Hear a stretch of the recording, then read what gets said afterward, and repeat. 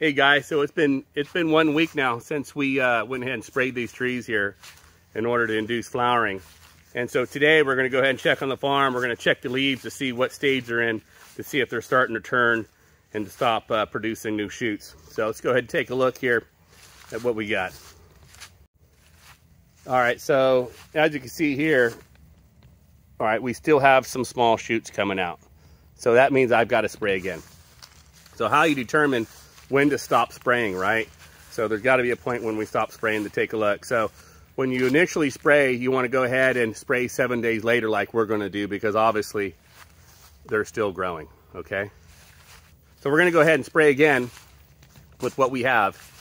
And then we're going to go ahead, instead of waiting 7 days, we're going to wait 14 days until the next time we spray. And so we'll give it more time. And if it's still growing new shoots like this, then we're going to go ahead and spray again. But let's just say 2 weeks from now that we spray and it's no longer growing and we see something like this, okay? No new shoots coming out.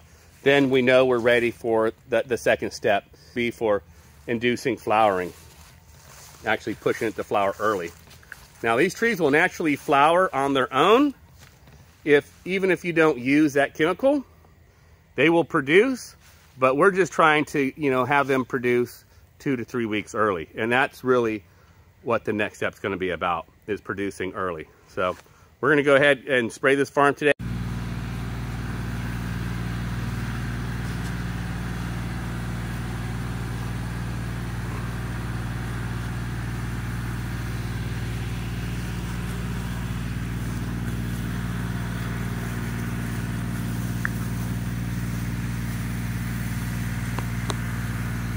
Those of you that have not seen what I use in order to promote the tree to stop producing new shoots, I'm going to go ahead and slice that in and show everybody here today again. So we'll go ahead and roll that now. What you want to put on your trees to promote flowering and to stop the leaves from growing, because you can't have flowers if new leaves are growing, right? So what you put on, what you spray on after you put the fertilizer down. Yesterday we put the 8-24-24, and now we're going to go ahead and spray the tree with NPK 05234, okay?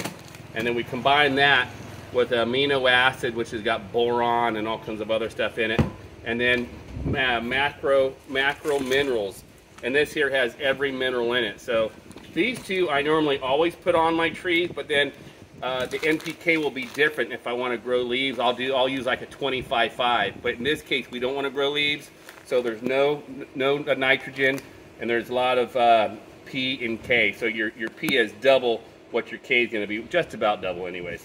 So guys, that's what we're going to put in here. So let's go ahead and do that.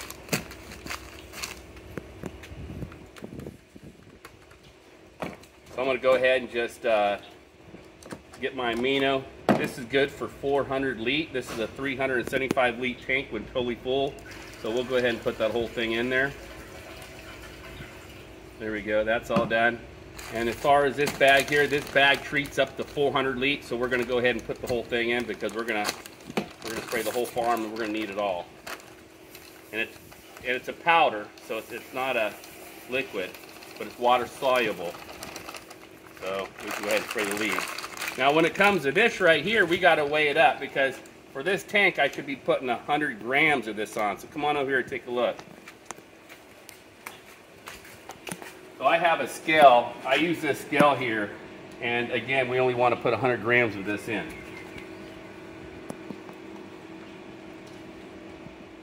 There you go.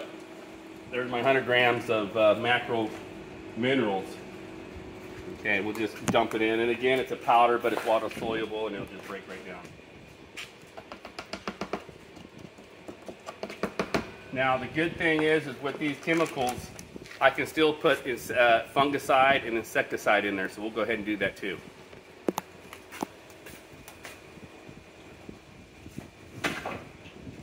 So this is my fungicide here.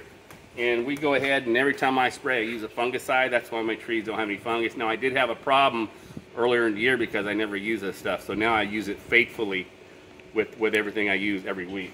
Let's go ahead and put some in. And with this here, I just use 50 cc caps times 4. and that treats upwards of 400 leaf. All right, so I'm gonna go ahead and get the insecticide for the 2 bugs that we use. So here's my insecticide. This one here is for a hard shell beetle, and these are the ones that go ahead and just grub on your trees and just destroy it. So you need to be spraying this weekly. And this right here is for the little worms and that. So all the little worms that eat all the little leaves, you guys got to be using this here. So again, we go ahead and put this in and we mix it in. And what you got to make sure is when you're using different chemicals, they got to be able to work together, okay? And these chemicals do work together. And the brand of this, if anybody wants to know the brand, well, I don't know, that's in Thai. I'll put it in the comments on what brands I'm using. So we're going to go ahead and use, again, 4 caps of this. We put it in. And then for the hard shell, 4 caps also. Now, a little bit's getting on my hand, and it's probably not good to be getting on my hand, but I'm 52.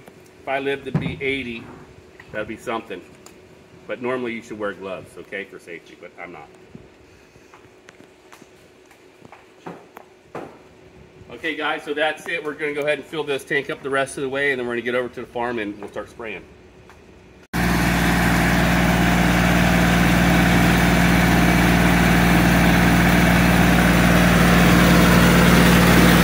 Alright guys, I hope that helped. So if you're getting new shoots, then you got to spray again. Basically, that's the theme of this video. Now we're going to wait 2 weeks after the second time we do it, and we're going to check again. And if we still need to spray, we got to spray again until we get to the second step. Until then, guys, give me a thumbs up if the information is good for you. And if you haven't subscribed and you want to grow durian, then maybe you should subscribe. See you in the next video.